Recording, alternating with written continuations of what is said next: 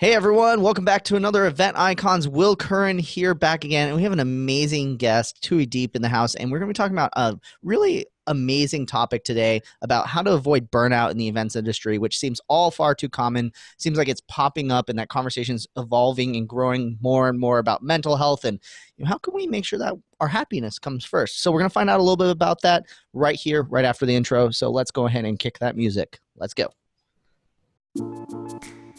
It's Wednesday at 5 p.m. Eastern, so you know what that means. It's time for another episode of #Event Icons. Presented by Endless Events. The show where you get to ask the icons of the events industry anything. Just go to www.event-icons.com to ask questions. Our iconic guests will answer them live during the entire show. Before we get started, the more people we have watching, the better the conversation. So please help share #Event Icons on Twitter, Facebook, and LinkedIn. Just tell your friends to watch at www.event-icons.com. Now, without any further delay, this is #Event Icons. All right, everyone. Like I said, welcome back to Event Icons. Thuy Diep is in the house, and Thuy is fantastic. We are very fast becoming best tea friends in the entire world, and she is absolutely fantastic. And we'll talk a lot about how I think we have so much in common, but I feel like this topic is totally going to suck up a whole entire hour. So I want to make sure that you guys get a chance to meet Thuy, but also a chance to dive into this concept and this topic of mental health and burnout. So, Thuy, thank you so much for joining us today on Event Icons. Thank you for having me. So real quick, before we dive into the topic of burnout, can you tell everyone a little bit about what got you in the events industry and kind of like what got you to where you are here today? Because you're doing epic things in the events industry besides just not avoiding burnout. Well, that's definitely a constant priority to do that, especially in our industry because we're so passionate about it. But hello, everyone. My name is Thuy, like the number 2 letter E, and I am the senior experience designer for PRA Business Events, which here in Los Angeles, we have 28 offices around the country. And how I got here now, physically, I got to work remote today, which is wonderful because I can see the light and literally see sunshine, which is, makes me happy mentally. And I just a lot of networking, I would say, and just mentorship that got me here, and being involved in the industry would probably be why I am the way I am. Well, you have a really interesting journey to getting to the events industry because you didn't just graduate from school and just decide to get in the events industry. You kind of had this journey that got you to where you are, and I think most people don't know about it because you're so humble in the telling of your story. So this is your chance to brag. Tell everyone a little bit about what got you where'd you start and what got you interested in this and all the cool things that you did along the way. Let's see. I was born September 1st. Actually, just I celebrated my birthday. I'm a Virgo. Not that early. No, I guess it would just have to be. My first passion, I would say, is cheerleading. So I was a huge tomboy growing up, which if you look at photos of me now, you wouldn't think that at all. And so when I was 12 years old, just long story short, I ended up trying out for cheerleading, realizing it was hard and it's actually a sport. And it really just challenged me. And I get very laser focused on that, which is important just for the rest of how I got to where I am now, to the point where I coached cheerleading. I went to college for cheerleading, and I became professional at 18 for 5 years. And then when I got too old, I ended up being the interviewer for the World Championship of All Star Cheer down in Disney World for ESPN. So from there, I realized, oh gosh, I thought I wanted to do journalism and PR, and realized I didn't. I did a lot of writing, and I didn't like that aspect of it. I loved doing more of the event coordination, designing, and planning of it. And I always seem to have volunteered in any avenue of life.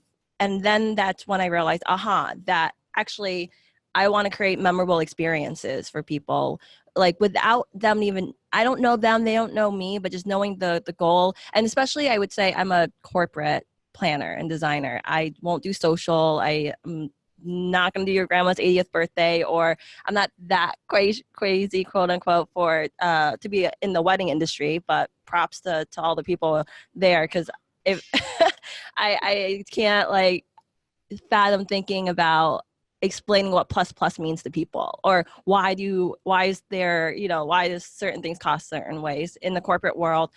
They just understand this is the purpose of this conference, and this is the objectives of what we want to make the attendees feel. And from there, that inspires me and the team to customize and design from there. So going to that, I actually went to Las Vegas after that and went to the International School of Hospitality, TISO. And that school was amazing because the instructors are also event professionals. So our catering instructor was Michelle Pulsey, who was director of citywide catering for all of Caesar's property. So for her to have a day, that's what she does day in, day out, and to be able to teach that to us in real time. And then already right there, my network grew. One person, next class, my network grew. And I was really involved as a student with ILEA, NACE, and MPI. And I was vice president of the NACE student chapter, which actually really helped, because when I have to plan with my team for meetings or events with a budget of 0, now when clients have low budgets, I'm like, at least you got a budget. Like this is good. Like this is a good like it's not even a problem. It's a good challenge. And yeah, so from there, I actually joined Champagne Creative Group. That was, quote unquote, my first industry job while working for MGM Grand Garden Arena and doing their special events. So I basically got paid to attend all the concerts. And from there, I actually was so intrigued by security and lighting and back of the house and how everything comes together. Well, knows that I'm a learner for life. We both are. So we just nerd out with things like that. And yeah, from there, I knew I wanted to join like DMC and really be the puzzle putter together. Like when you're a supplier partner, you're focused and you're specialized in one category, whether that's entertainment, decor, when you have a venue, and then to be a planner, to be able to put all that together and see that bigger picture and to collaborate with all those partners. It was this truly, I found my purpose and my passion. That's awesome. And then when you were also, when you were in Vegas, you started to get really active in ILEA, but then eventually you moved to LA, right? Which is where you are now. Yeah, so I'm in beautiful Los Angeles with the views behind. I was able to work remote today, which is wonderful. And confession, I'm in this part of my life right now where I can be just real and vulnerable and just raw with people. When I was in Vegas and I started getting a lot of like awards and acknowledgement and recognition, and a lot of people would say, Thuy, like you're perfect, and we're going to put you on this pedestal, and you're going to take the industry, especially in Las Vegas, to the next level. And I was like, well, thank you. I'm not perfect, but like let's do that together.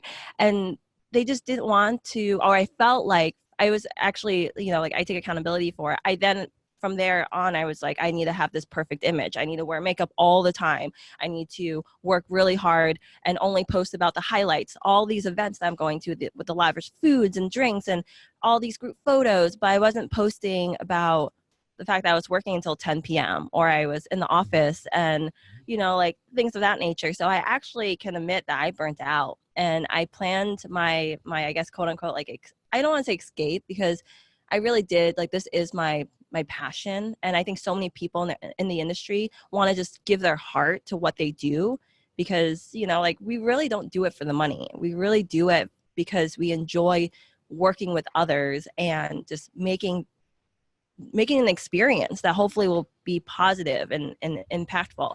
So I actually planned my leaving the industry and, the friends and family, and I went to Europe for the summer. I backpacked by myself. I did 21 countries in 64 days, all through Europe. And then I spent an extra month at my best friend of 6 years, like bachelorette party in Florida, and then spent the rest of that 3 weeks in Massachusetts, where I'm originally from. So from there, that's when actually Annette Gregg of MPI said, why don't you come to LA and work for PRA LA? We need a senior, we need an experienced designer. And yeah, the rest is history. And now I'm working remote on Amazing. Well, I think it goes to show you like why we decided to do this topic is that you really had to deal with it head on. And like I think really interestingly enough, I'm definitely gonna ask a lot of questions about like the Euro trip and how it played into everything and how do you avoid it without having to take like a 2-month vacation in Europe, right? And ways like that. You have a lot of tips to share.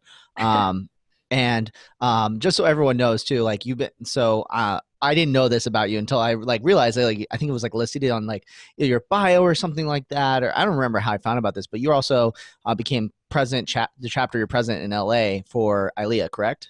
I'm president-elect right now, so I'm slated Ooh, to be president president-elect. in 2020, 2021. All right. Well, Yes. awesome. Well, the interesting thing is that you're gonna eventually see what it's like to when you become past president. Then we can talk and we can talk about our past presidencies of associations as That's well. the goal. Past president land is like island is how I refer it. That's like ultimate vacation, and just at this point you're just an old like monk that just like like playing with the Yeah, beard saying, let me exactly. help guide you. And I have been there before, young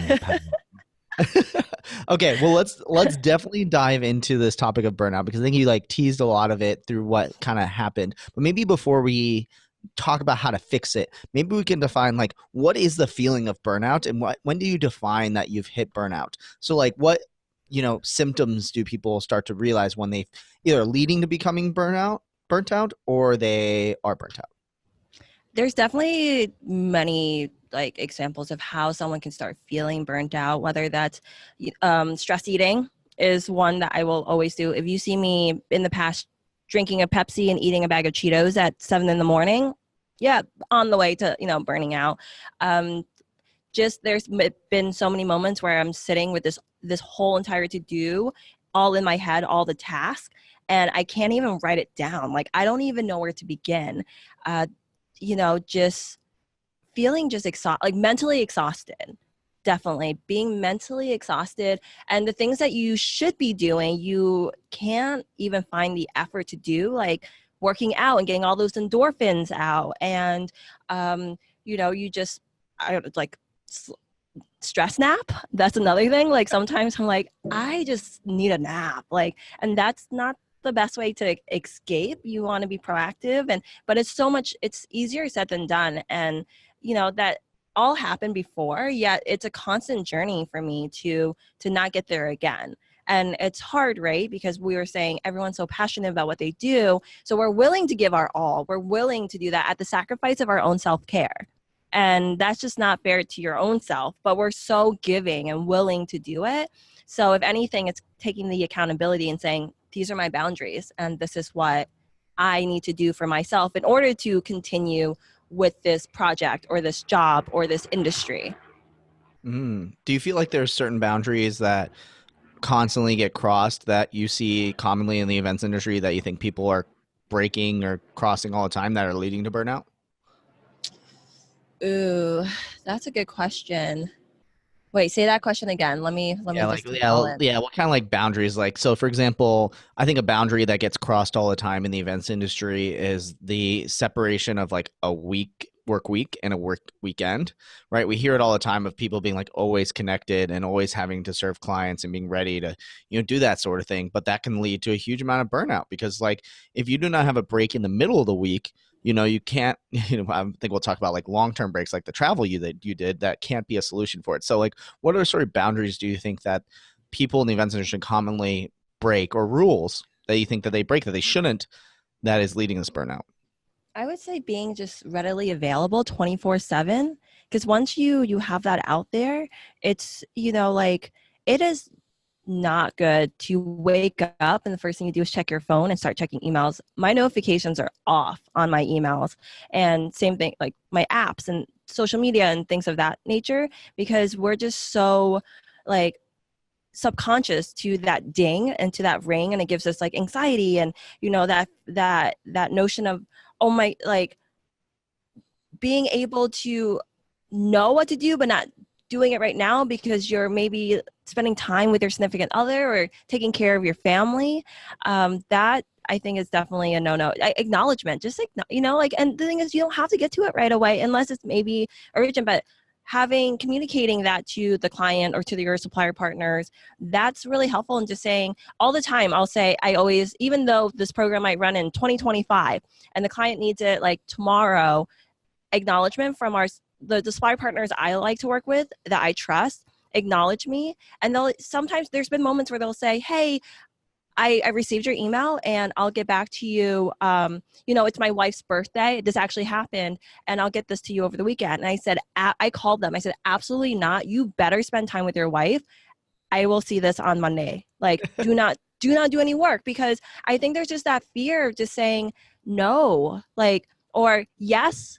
And, like you can get this piecemealed. I can't blow up this whole entire customized proposal for you that involves me reaching out and things like that. So as planners, it's really important. I'm really big into supplier partner relationships, to be fair to the people that you work with, and not to, to burn them out. Because, as to our clients, like, that are doing that, you want to work with someone, you'll go above and above, above for someone who's nice and who understands, and, and you're not fearful of saying, like, I don't know if I can get this done, so what I'll do is work really late tonight. And that's where that starts to happen. It's just these small little steps. And then all of a sudden, it's like that scary movie. It's like a jump scare. And then all of a sudden, it's like, oh my gosh, I didn't realize I'm so tired and I'm not having fun anymore. And that's really important. That's actually a book that I read by, what's his name?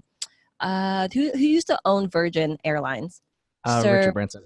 Yes, he wrote a book called If It's Not Fun, It's Not Worth Doing, or something of that sort. And I always remind myself that if I'm not having fun, then I can start telling that I'm on that train to, like, burn out. So I need to take a step back, and I need to look out for myself too. I'm lucky enough to have a beautiful, and supportive company that tells me to take CTO, do you know what CTO is, Will? No, I don't know what CTO. I thought you were missaying PTO. What's PTO. CTO?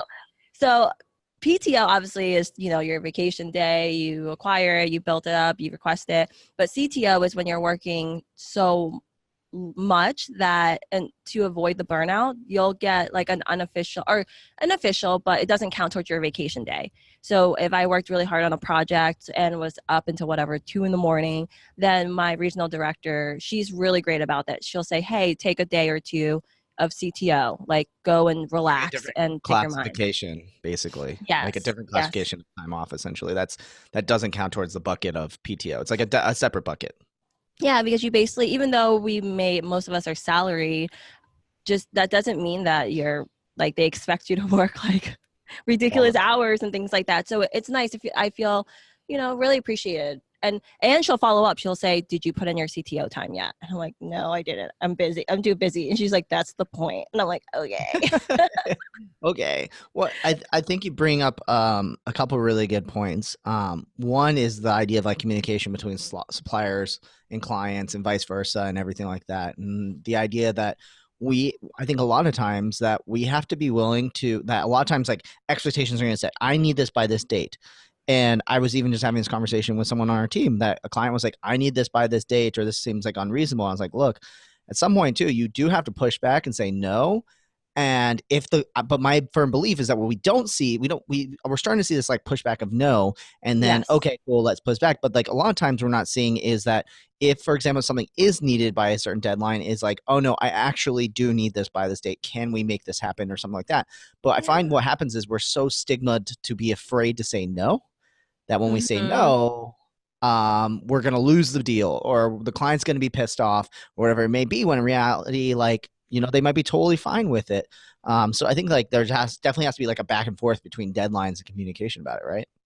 Absolutely. And it's okay. Like, all the time, I'll pick up that phone, and if I hear that there's a deadline for a proposal that's needed, I'll pick up that phone, or I'll send that client an email saying, hey, when's the next when do you need this? When's your next important meeting that you have with the decision makers? And at that point, they'll say, oh, it's, maybe Thursday versus Monday, but I want to review it. And I'm like, okay, well, how does Wednesday work instead? And then we can jump on the call together. And I think that it's not just like, yes, I will do that, I am a robot, let me just take your order. Like, that's not our industry. Our industry is about that conversation, right? And about like that. Those are those are the best programs that I'm involved with. Where I feel the confident and security to pick up the phone and just talk to the client and just ask them. And it's so great when they want to collaborate. Sometimes clients are like, I'm actually creative too. And I'm like, yes, let's design something amazing together. Or sometimes there's just like, I'm more logistics and I'm like, okay, let me show you some numbers then. Let me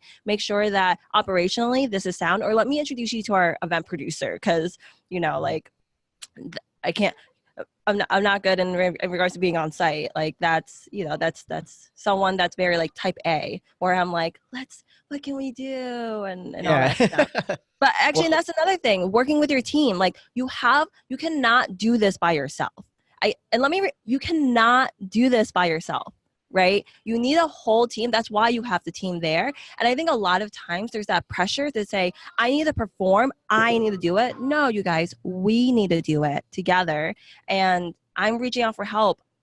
I'm totally like, I need to take my own advice, but asking for help and just saying, hey, I'm seeing a red flag coming up here, so that your leadership can just say, okay, well, what can we do? Or all the time with my regional director, Amy, this happened the other day where I said, can I talk to you for like 5 minutes? And I said, here's A, B, C, D, E that I have to do. It's due 1, 2, 3, 4, 5, and I can't do this until I do this. How do I structure, organize? What should I do first? And she helped me walk through it. And I'm like, oh, okay, it's not as big of a deal. And I think that's the other thing too, is we all over exaggerate. I think, especially when we're stressed, we tend to think it's like the end of the world, or it'll take forever to do. And once you actually start going, being proactive in that, then you're like, oh, okay, got it. That didn't take the 4 hours I thought. That really took 10 minutes. But when you won't know that until you start going, but you're in this kind of manifestation of just being boggled down in your head. So, yeah. I think you bring up another good point. This is just awesome. I'm really looking forward to this. First, before I get into it, if you want to learn more about client expectation setting and things like that, we did a whole episode 114, managing client expectations with Jeff Frank. Check out that episode. That's more like the spiral down to talk about clients' expectations, so we don't get burnt out. But I think you bring up a good point too, is the idea of like visualizing everything that you're working on. A lot of times we get burnt out because there's just overwhelming cloud that is seeing us, and we just want to be like, oh no, and just say like, that's usually burnt out. Like, you're just like, I can't do this anymore, I can't move forward anymore. But when you realize like, you map everything out in a software or on a whiteboard or something like that, you're like, oh wow, let me just start checking off the boxes. And I think that's why we like checklists so much, is like one little step at a time. It allows us to kind of make small progress as we go along, versus it being like, oh, there's just so much to do, right? Yeah. And it gets all of that clutter out of your head and onto paper. So you're not trying to remember it. And then you're like, shoot, I forgot. And actually, there's multiple times I've done this where I get so overwhelmed. I'll honestly make a to-do list. And the first item is make a to-do list. And it's so rewarding for me to just cross that baby out. Like, yes, I finished one thing. I made a to-do list. Like, I'll legit make a to-do list on my to-do list sometimes. And yeah, it's just, I think we as an industry tend to be our own worst critic and like enemy, where we need to, no pun intended, be our best like cheerleader. We need to cheer ourselves on and our team on, and the partners that we choose to be involved on that project or program with. Totally. I want to circle back to something that I think is really interesting that you talked a little about with like the CTO concept. And I'm curious to know, like, either from experience or something that you wish you had, or something that you've seen that's worked really well, is that it's always this joke. And for those who don't know, Tui and I are basically the exact same age. We're like 2 months apart in age. I'm the older sister. Yeah, she's the older sister by 2 months, which is kind of weird if you think about it. But the thing you mentioned, the thing that happens with us is like, we always hear these jokes about like millennials who want mental health days, right? Oh, I need a mental health day, or whatever it may be. And, I think that anyone who's listening to this episode is probably going to be in support of them for sure. But how can we develop, like, what sort of processes do you think companies need to include, like things like CTO, like a separate bucket that allows you to tap into that isn't your paid time off, that allows you to get let's use the term white space that you need to relax. What sort of other policies or things that you've seen that you think that employers should be enacting to avoid burnout? Oh, here's one. We all have it, not just our industry. It's called a lunch break. And we don't, and not at your desk.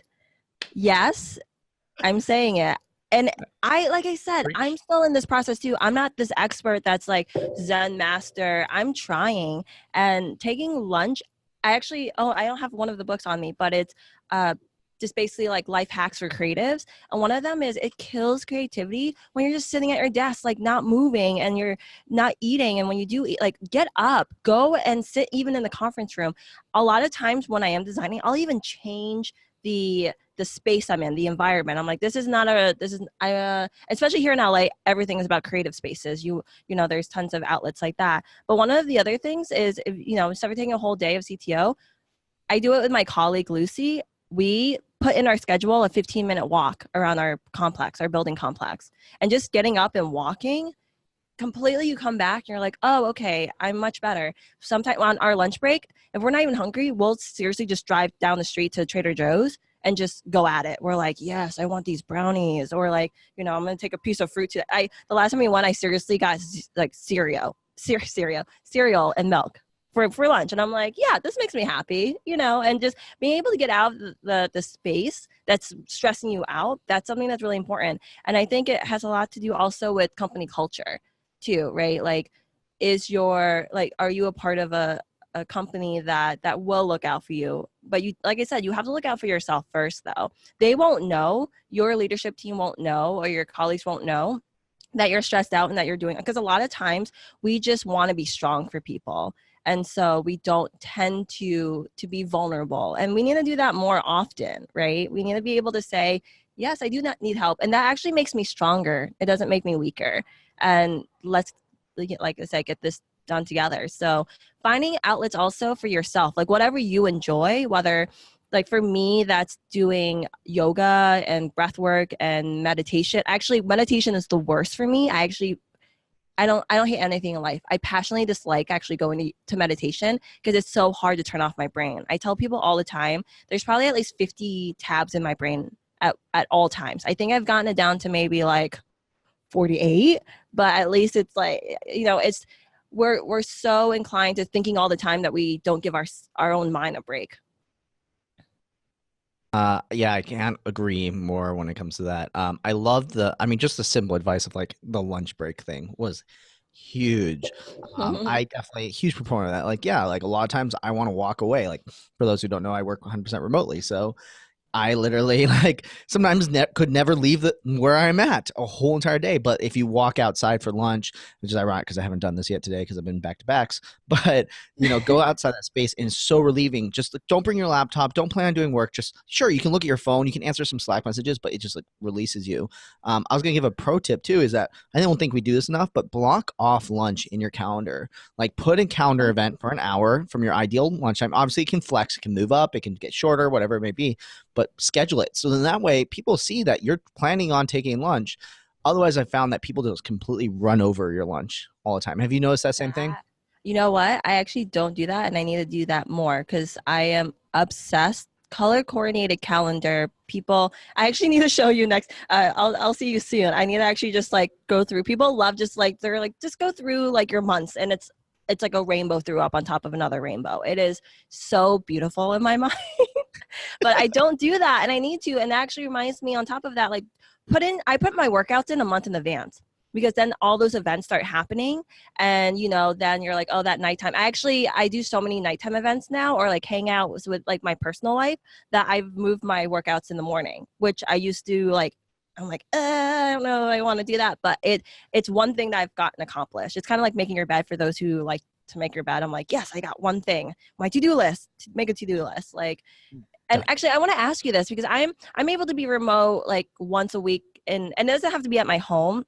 It can be anywhere, like any space, not counting, you know, like site inspections and meetings and things like that on site, like one day, designated day. But there's a lot of planners that are remote 100% of that time. Yep. So what do you do actually? I want to know, because there's a lot of planners that are in your shoes. We told you not to ask questions of the I host. I'm know supposed I to know all have the questions. to. No, it's I'm okay. curious. So I mean, like for me, yeah, I've been remote now for 4 years, completely 100% remote.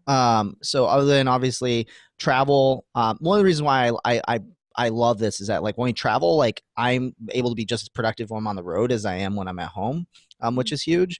But yeah, like basically, when I first started going remote, it was my it was the same room as my living room. My desk was just kind of separated. Look, that was luckily enough that there was always kind of like it wasn't like the desk was next to the TV or something like that. It was kind of like I had a sliver of it. And then this is the last 2 years I've had my own office inside as its own separate room, as you guys see it now.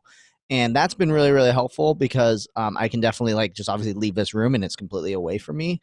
I haven't noticed like a huge productive boost in it, but some people might. But for me, like my biggest thing was that I got to design this space to make it where I can get the most productive work done. So you obviously see we have like the studio behind me, so I'm shooting a lot of video content. I am, I have the really fast internet. I have all the tools I need. I have a really fast computer. Like, so I just designed this to be like the perfect working space. Like, if I could have the most amazing office, there's only like one criteria that is like almost reached it as a goal that I would have to have the perfect office, and that's just floor to ceiling windows. I'm at like 2.5 feet to 3 feet from the ceiling, like difference in floor to ceiling. But like, that's my ultimate goal is like, I just wanted to build the perfect space to work that when I walked into here, it was like, this is my spot. Like this is my place to get anything I need to be done. But I Here, do think you work strictly in this office, or because that's another thing? Do you put yeah, boundaries in? Are you working in your bedroom or working in the kitchen? Or yeah. do you separate that? I definitely don't work in bed whenever possible. And by in whenever possible, like I'll grab my phone and maybe like Slack a couple people, or if someone like calls me and it's an absolute emergency, which I don't think that's happened in like 6 years. Like I'll take that. I will answer the phone, even though my phone's usually in the other room in the middle of the night if I need to. But no, like no bedroom work. Like I'll watch YouTube videos before fall asleep. Random fun fact about Will. I do work in the kitchen counter occasionally, but usually it's only when this isn't available. Like this desk with my desktop here, my like ultra wide monitor. This is like my zone when I'm working at home because I feel most productive. I feel most healthy because I get to stand. But I also, my last apartment had a coffee shop below me, so I'd go work Oh, there a lot of nice. mornings. But I actually work off site, like in coffee shops when I'm feeling burnt out of this space. So if I feel like I've just been in it a lot, I need a refresher. But what I found is like when I travel so much, I just can't wait to be back here working. So yeah, it's a little bit all over the place. I don't do co-working spaces. I don't do a ton of co-working in general just because I'm distracted a lot of times. But I always tell like my team and I tell people like, hey, if you need a place to work, you can always feel free to come join me. So I love yeah. that. Wait, I'm supposed to be asking the questions. We're just not used to like interviewing each other. Like I Yeah, don't know. yeah, yeah. Okay, go ahead. You can So ask. okay, so then I have a kind of a question for you. What do you think the ideal flow is for you in terms of work to balance kind of to do those social things and things like that? What does that schedule look like for you? I know it's different for everybody and everyone's gonna have their own different way, but I figure someone might take inspiration from what have you set up your kind of rhythm throughout the week. Yeah, that's a great question. I am more selective now. I think in my 20s I would go to all the events and be and not necessarily like want to be seen or anything of that sort, but just wanting. I'm a social connector. I love introducing other people and like expanding that network and finding any little thing like, oh, you like astrology, she's a Virgo, like here, like talk to each other, like I love that. But I realized that I'm doing more things like planning events in my personal life. So I'll do like I'll have an intimate dinner with 5 girls and we'll just chat, and they can be, a lot of my friends are industry related, but I would say, yeah, being social, I'm all about JOMO, like joy of missing out now. I'm just so about that. It just gives me such, like peace of mind. I think if anything it is, because I think a lot of times people forget, especially people outside the industry looking in, they're saying, oh, you're not working right now, and I'm like, I am. It's actually, like even though I'm at an industry event and I'm enjoying this open bar and I'm eating all this lavish food catered by XYZ, like it's still work. You still have to put that front on, especially if you don't really want to. right? Especially if you had a really long, stressful day and you get there and you have to be like, all right, I'm representing like my company and like who I, like my brand identity and all that stuff. And so I'm very much more selective on that. And like I said, I have a team now that's now we can divide and conquer. We don't have to go to all the events that, like I'm not just this one woman band. And I would say, what else with my flow? I think we always say like work-life balance, but I don't really, not that I don't believe in it, I'm all about work-life blend.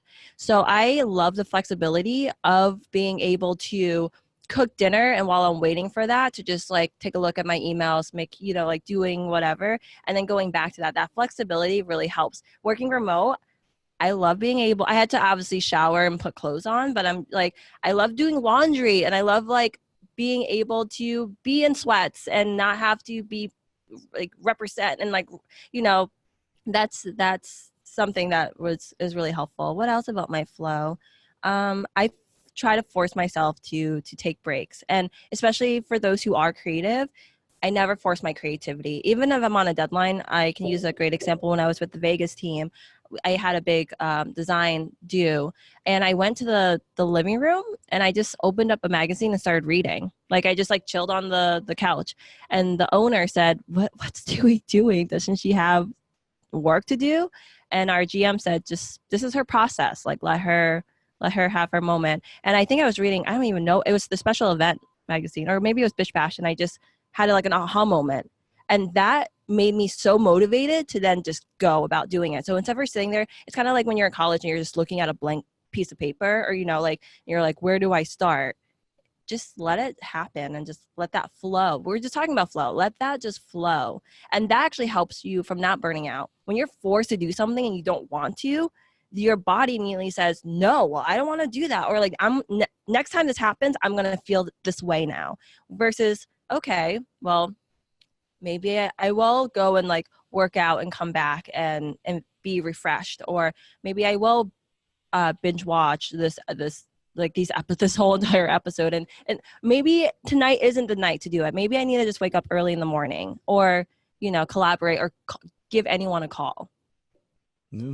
Okay, so I have like a million gazillion questions. I'm gonna try Okay. to do the right order that makes sense for everybody else listening along. So you talked a little bit about breaks, and I think it's about time that we probably break the, no pun intended, the conversation about long breaks, right? So this idea of like vacation, right? And I think that everyone's come to the understanding that this idea of only having 2 weeks vacation for a year is kind of dead now, right? Like you can't work for 50 weeks of the year and then just take 2 weeks off and everything's good to go. So like kind of what's your opinion on that? Like, because you took that like 2 month off period where you went to Europe and kind of did a sabbatical, as we'll call it. What's your opinion of long breaks, and how can you do it the right way that doesn't lead to people being like, I'm going to wait up, save up for this vacation and then just do it, right? Like what's your kind of thought process along that? Well, the whole concept behind me like going and traveling was I was planning so much for these attendees, but I was never an attendee, right? So a way for me to be re-inspired, even though I technically left the industry with no, like for those 3 months, I had no idea what I was going to do next in my career. And that, I think a lot of times people say like, oh, she's so courageous, she's so brave. But when people actually talk to me about it, I was terrified. Like every other day I was terrified. But I knew that it was important for me and my, like the process to be able to say, well, how does an attendee feel about these festivals? And, I'm trying to design these like being inspired by them, but I haven't experienced them. So how am I supposed to design experiences with something I haven't done? So that was really much, I just went and did like, oh my gosh, the tomato throwing festival, La Tomatilla in Spain. That was incredible. Everyone just threw tomatoes for like a whole afternoon during this one like small street in the middle of nowhere, Spain. And, like the Pride Festival in Amsterdam. And there's just so many things that I think we're so busy doing that we forget to experience it. And I think that's something that's really important and to remember. Yeah, I think definitely having we've talked about a lot of times, like I think it's probably maybe like the number one tip that we get on this show from when we do the one tip at the end is like, like the best place you can get inspiration is outside the industry and Mm-hmm. outside of the work that you're doing, and you need that like release. Do you think Absolutely. do you think that everyone needs like a 2 month sabbatical to be able to do that? No, I think for me, it was just building up and building up. That I was like, ah. But if Yeah. you are constantly taking care, it's kind of like your room, right? Let's say if it's you throw a shirt down, there's now 10 shirts down. Just start, figuring out when to, or you could just keep your room really clean and neat. You don't want to get to the point where you can't even, you have to walk around dishes and like jump on the bed and it's never made, and that's when you're like, I'm taking 2 months off and I'm going to run away. Like, I don't, like encourage that because it's like, if you found what you love to do, then try to remember what that feels like. And so, I mean, if you want to here's the thing also, because I'm not sure if we have any international viewers, but it's also a United States thing, like mentality. We are just like workhorses. We just love that for some reason. And I actually almost, instead of moving to LA, I actually almost moved to London because I found out that they get like 4 weeks holiday time, like right off the bat. And I was like, yes, please. Like, I'm all about that. And I will say, I know this is going to leeway into, but I don't believe when people say, if you love what you do, you never work a day in your life. I highly disagree with that. It's still hard work, right? I don't know. People like, I get them. Yeah. It's all about the mentality, but you're still working and even if you enjoy, and like a lot of us do, I think that's actually maybe that thing that maybe that's our epiphany, that we enjoy what we do so much that we're willing to like give it everything that we've gotten and all the negative, like, consequences that come about. But even if you love what you do, you still need to give yourself those breaks and to the betterment of just everyone, including yourself.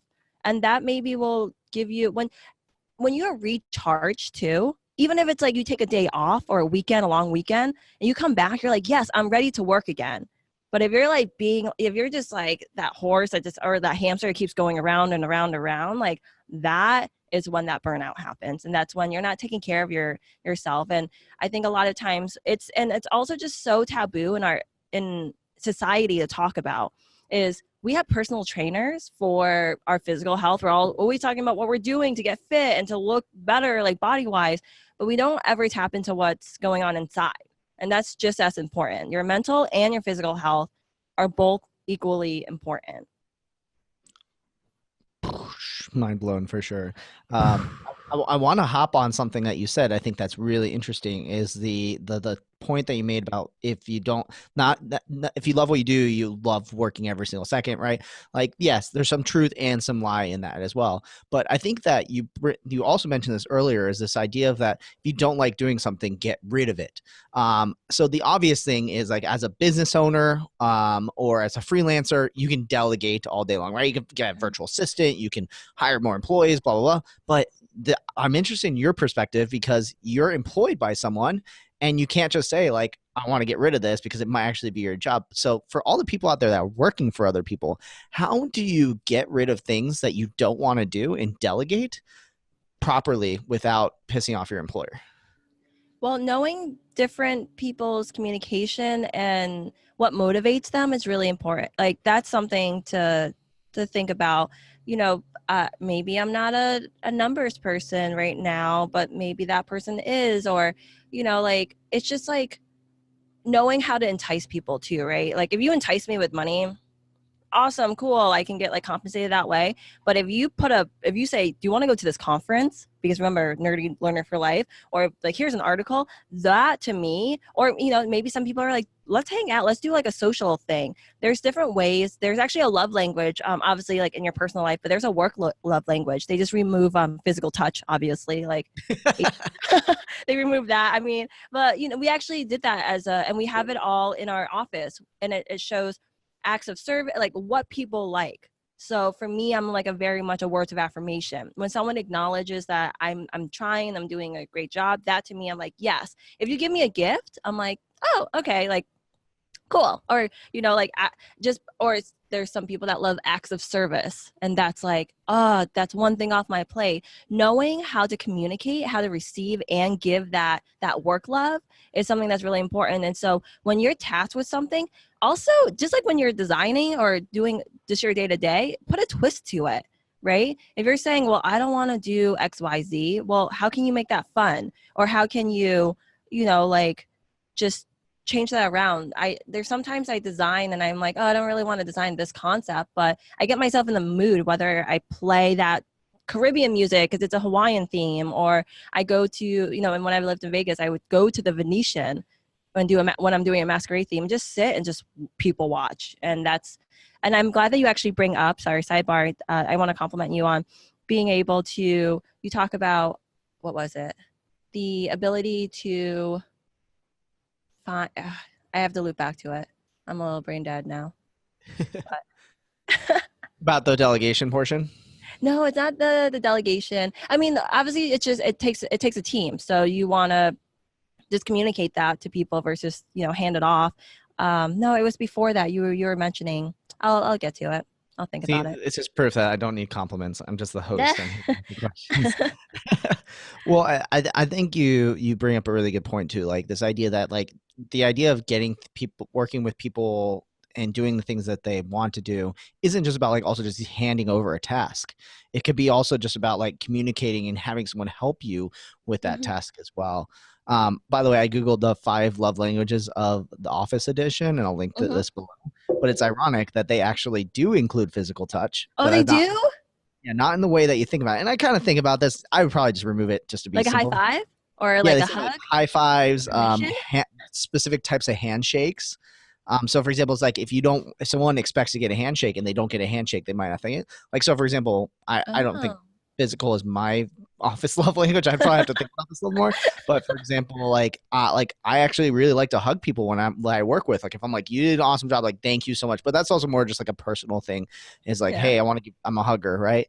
But it might be one of those things where it's like, hey, if we're really close and we've done a lot of business and done a lot of work, like I don't get a hug, I might be like, oh, do they just not like me? Are they weirded out by me? Like, Will needs a hug, everyone. Have you ever done that? Like gone to an event and you're like, do I handshake? She's going in for a hug. Like, do you ever get into those awkward like moments where you're like, what do you want to I learned like this is like random pro tip, but if you put your hand, I don't know if I can get this in frame. Let me make sure I can see myself. If you like kind of like put your hands out, like you're gonna go for a hug, and then you kind of pause for a second, you'll see if they really want to hug, right? They might just jump on it and like really, go for it really hardcore. So, okay, I got 2 last questions for you because this is an awesome time. I think we can go for days on this one. But to wrap it all up, because I think this is gonna be like a multi-part episode for sure. There's so much to talk about. So, if you had to pick one tip for event planners, what would your one tip be? One tip for event planners, I would say, even though we are in the midst of our day to day, and you might not think that your supplier partners understand truly how you feel, it's really about communicating to them and really working in that harmonious way. I would say that's really important, definitely, to have that really great working relationship with your supplier partners, because I don't own a venue, I don't own linens, and I don't own that band, right? So instead of bullying, I'm really a big advocate on being kind, like not only to everyone that you work with, like don't treat, that's why I actually say supplier partners. I know some people call them vendors, but they really are a partner in my eyes. And really, because if you think about that, like when you have to go to your client, you want them to treat you like how, basically, I just want to be a cool client to the partners I work with. So just be mindful of that, because they're also humans too. And they, maybe someone's frustrating you, but there's probably a reason why, and just keeping that line of communication open. Awesome. Fantastic. All right. And then my last favorite question that everyone knows I love to ask, do you have any cool like resources, books, blogs, articles, things like that you want to share out with the audience? It sounds like you have a bunch of books you're ready to like drop on all of us. I am. Okay. So when you do have time to read, actually, if anything, everyone has time, just in the same 24 hours. But there are obviously big books. I will say I don't have it with me because I've actually lended it to a friend, but Success Through a Positive Mental Attitude by Napoleon Hill. Life-changing book. I read it my first day of college, and it's exactly what it is. it's all about your mindset. That is shaped me to who I am now. But I have just all these like random little tiny books that are so easy to read. So like when I'm on my break, when I do only have 15 minutes, what I'll do is I'll just open it up. And so like this is just like How to Love. And this one I actually just got for my birthday is the Little Book of Self-Care, because we were just talking about self-care and mental health and, just like not burning out. So it's 200 ways to refresh, restore, and rejuvenate. And I'll just, you just go through, and they're just really easy, like short things. And the other one is I actually got it at a car wash while I was waiting for my car. It's called Think Happy. And so I'm just full. I actually, in my trunk of my car, I have 7 mini versions of the 7 Habits. If you haven't read that, that's a great book. And so it's just a bunch of quotes. I'm a big quote person, and just like easy reads and things like that. And it helps just immediately just help shape and change your mind. But let's see what else I can do versus books. I would highly suggest using Slack. I just started using Slack because of this host here, Will, and it's so organized and I love it. And then also I'm going to eventually hopefully get a tea sponsor, but I love Yogi Super Green. Like, I don't know what free radicals are, but it reduces that, and organic honey. I'm a big, we're both like honey and tea. Or do you drink honey with your tea? I don't think we talked about honey. Yeah, totally. I'll put honey in specific teas that I feel like it's good for. But like some of them, I'm all down for the bitterness. 100%. By the way, I'm just pasting all the links to all these books that you shared in the chat into the resources section. So I'm just trying to keep up. But yeah, definitely. Honey's really, really good. But like some of them, I don't feel like it needs, but sometimes it does. But yeah, I have a little stir and everything ready to go. Yeah, I didn't start using honey until like this year, I would say, because I grew up, like I'm a real quote unquote Asian. I used to just drink my really bitter teas, green teas, like, and they're so strong. And if you put sugar or anything like that, it was like frowned on. And so now I started putting honey in, and I love it, especially if it's like CBD. I had a whole thing of like CBD honey for a little bit, and that was great. Interesting. Very interesting. Mm-hmm. Well, I think you bring up a really interesting thing too that I think that we wanted to share. We weren't quite sure where it was, where we were going to name drop it, but I figure we'll save to the very end. Are you going to spill the tea? I'm going to spill the tea and share something really exclusive just for this Event Icons audience, and give us a chance to quickly say it before the end of the episode. But we talk about tea so much and this kind of brew that we're doing, and we actually want to announce that Endless has a 3rd podcast coming out that is launching I know soon for, oh my gosh, out at IMEX America. We will launch it next week. Will be the official, and Thuy is actually one of our hosts on the show. Surprise! But Thuy, if you had to describe Event Brew, which is the name of the new podcast, like how would you describe it? Okay, so I'm probably rated like PG, being a guest on Event Icons. And so just think of me and 3 other amazing industry professionals. It's basically how we like to say it is it's an opinionated podcast. Like we are, and we're at it with each other. It's actually, we've been agreeing lately on some topics, but it's really one of those, when you're at a conference and you're at like the lobby bar and you're chatting around like things like that, it's those conversations where it's all the latest topics, and we just have at it, and we brew our drink. We have to drink something, and so it's funny like being on video, because I'm like this is what I'm doing during like Event Brew when we're recording, and so and it's so great, because I was just talking about earlier in this episode, being able to be vulnerable is something that we as an industry need to do more of, and being able to have that voice. And so can we say who the other? Yeah. I mean, like at this point, when everyone knows there's a podcast, and they're probably Googling where it is and all that stuff. Say, yeah, spill that tea. You tell, you say it. Oh, yeah. So in addition to Thuy, myself, we're joined by Nick Borelli, who you've all seen on this show, and then also Dustin Westling, who has also been on this show as well. So it's a solid crew, and like the conversations we have, we're like, oh yeah, we'll fit 2 topics in an episode. We're like barely getting 1 in because they're so long, and we have such deep conversations about them. It's a really good flow. It's a really good group of people with different perspectives on our industry, and they're just maybe during the recordings, I may just passionately dislike you guys, but afterwards, it's like, wow, like they definitely. If anything, I learned something new each time we talk about something, and I'm actually like sitting there taking notes, and so Yeah, yeah. totally. I do love like this aspect of like, hey, like we're gonna talk about current events and things affecting the industry because like that's where event icons definitely and we'll probably do an crossover episode to talk about just about this show and for you guys to meet those hosts and things like that. But It'll be like Marvel. It'll be yeah, like yeah, exactly. Endgame when all the Yeah, superheroes come together. all together. The icons plus event brew. So we'll talk a lot about it. I think it's going to offer a unique voice that doesn't even exist in the industry, but definitely something far departure from event icons. So I think a lot of people will like it to complement it really, really well. Well, I don't want to like give it away too much, but if you do want an exclusive look at it, just go to eventbrew.com. And that's where you go to sign up to get all the resources, links, everything like that. Similar to Event Icons, you can sign up on all the podcasting platforms and iTunes and all that stuff is at eventbrew.com. But if you really enjoy Thui's awesome voice, that's where you want to go so you can hear more of it for sure. Thank you. Well, we're at the end of an hour. Thuy, it flew by talking about this. Yeah, totally.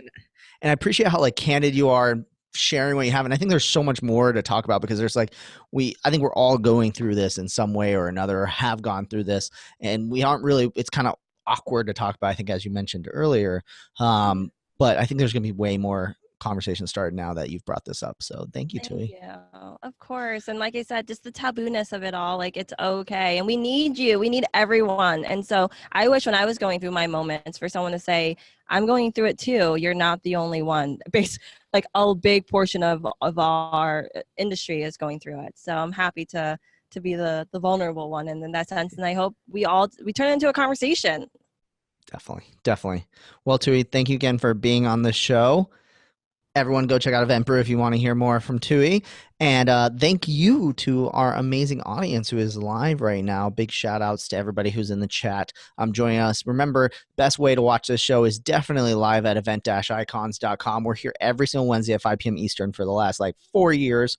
Oh my gosh, I can't believe we're already getting up on 4 years very, very soon. But if you are less about the live, it's during your lunch break or you live, over in London and you want to check it out and not want to tune in at 11 p.m. at night, make sure you check us out on your favorite podcasting platforms. We're on iTunes, Stitcher, all those different platforms you can think of. But again, best way to check out is event-icons.com where you can get all show notes, the links, all the books that Thuy mentioned today are all going to be listed on there as well.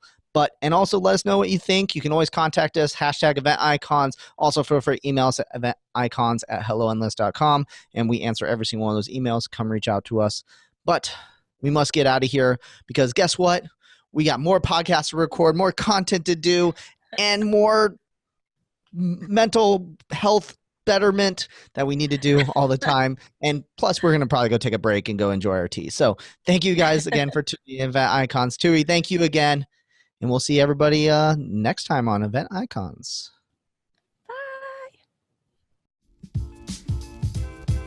Thank you for joining us for another amazing episode of #Event Icons. To catch all the bonus content, resources mentioned, and an invite to our Facebook and LinkedIn groups, Head to www.event-icons.com. Also, let us know what you thought about this week's episode. Share your biggest takeaway. Just tag your post with #Event Icons. We'd love to hear from you. Thank you again for joining us. We'll see you next Wednesday at 5 p.m. Eastern, right here on #Event Icons.